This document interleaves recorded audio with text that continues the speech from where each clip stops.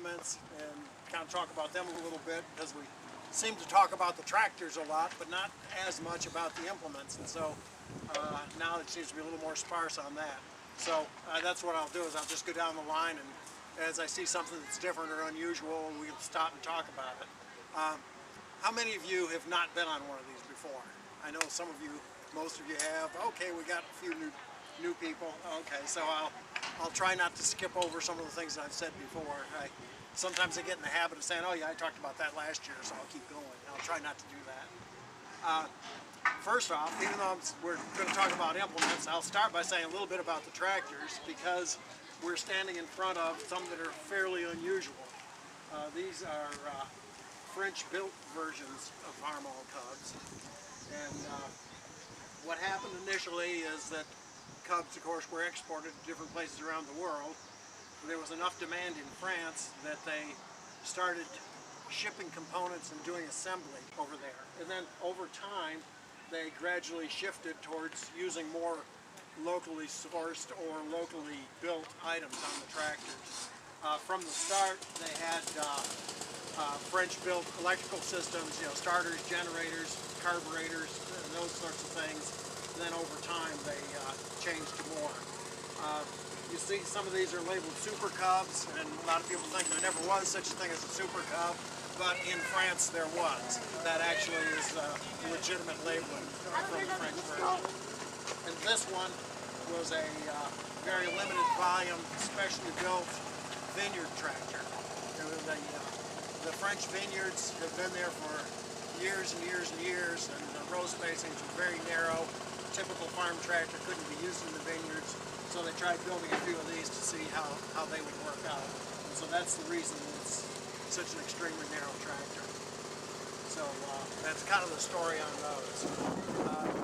If you have any questions as we go along, just get my attention and I'll try to answer them as we go. Light here. This? Yeah. It is a light, and it is required in France, and in fact much of Europe, you have proper running lights on tractors.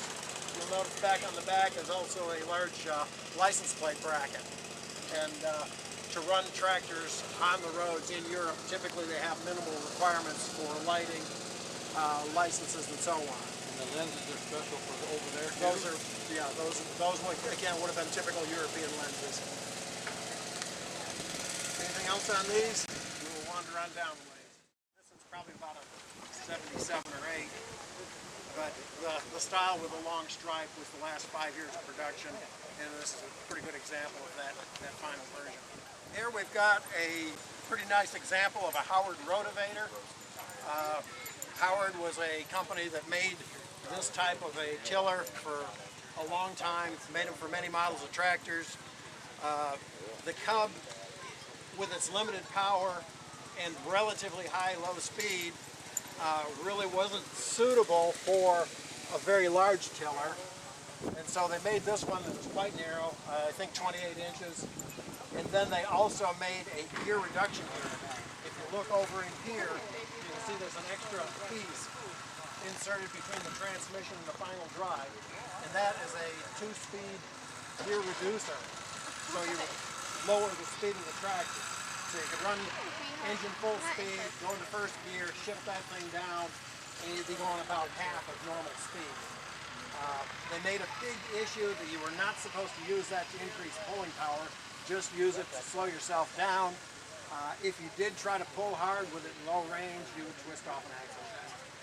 So it really was something you had to use with a certain amount of caution. This is a pretty good example of one. They tended to get shaken and beat up quite a lot, so we're kind of lucky to have this one here this weekend. Did that move a gear inside the differential, or? There actually was a little planetary reduction set inside that housing itself. Okay. So it just went in, it replaced the original shaft that went into the final drive housing, and that shaft got moved out and came into the back side. So the final drive just, the differential made up the difference in the speeds? Yeah. Okay. It would probably be interesting for somebody to take the cover off the back of one of these and put it in low range and drive it and take a video, because those spider gears would probably be spinning like mad. which is another reason you don't or want get to put a stuck big with load each on. wheel independently. Right. Yeah, that's another reason you wouldn't want to put a heavy load on it, because those spiders are spinning away like mad. They aren't really designed to do that. That's kind of the way it works. Here we got something else that's pretty unusual. This was available from the outset, was not available for very many years, and not built in very many numbers. But this is a vegetable planter. The seed units and a lot of the down below was made by Planet Junior, which is a company that had specialized in vegetable seeders of one sort or another. They had walk behind, push behinds, and they had ones mounted on tractors, all kinds of variations of it. But this used it was a plate type planter with small holes in it, and then it split the seed going down onto 2 hoppers out of each one, so you could arrange this for different row spacings and different numbers of rows within the range of what the width was. This isn't set up. It's set up for doing 4 rows at one time, and so it's pretty well outfitted with all the bits and pieces.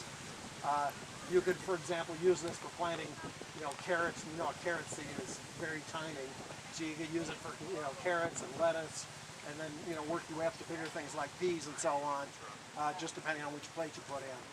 But it's a pretty unusual piece of machinery to have, and again, we're lucky to do it here today. I might add that there's 3 different sets of plate. You can cut everything from celery to and you can also lock up the tubes. You can make it a tube if you want. You can plant the 2 inside rows, or you can plant 2 outside. You can change these out so that you're only planting one row out of each hoppers. So it's a very versatile piece of equipment. Planet Junior has always had a very high reputation as a vegetable planter, and so a lot of the tractor companies would use their equipment for this kind of thing. Well, I'm a pretty big gardener, and I use to plant radishes, lettuce, turnips. So that's very good. Pretty early tractor here. This is a sickle bar mower.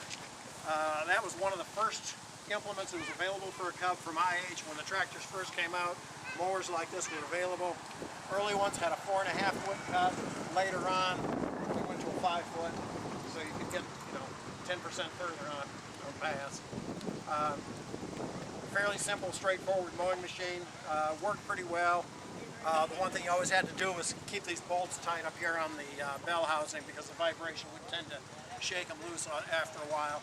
So a lot of the mowers you'll find that's been patched because they've been run loose. This one's in good shape, looks pretty good. So that makes it somewhat of a perception at this point.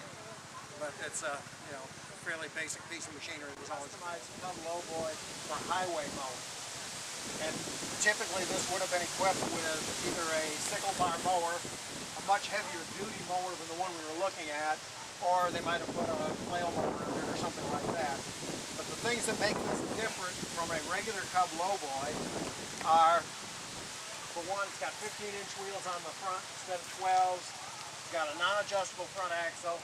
Got different tie rods that have automotive style tie rod ends rather than the simple little ball socket things that are on the regular ones. Got a bigger steering wheel. Has a foot controlled accelerator. And then it has dual wheels on the back. And I think those were all the things that were different about it.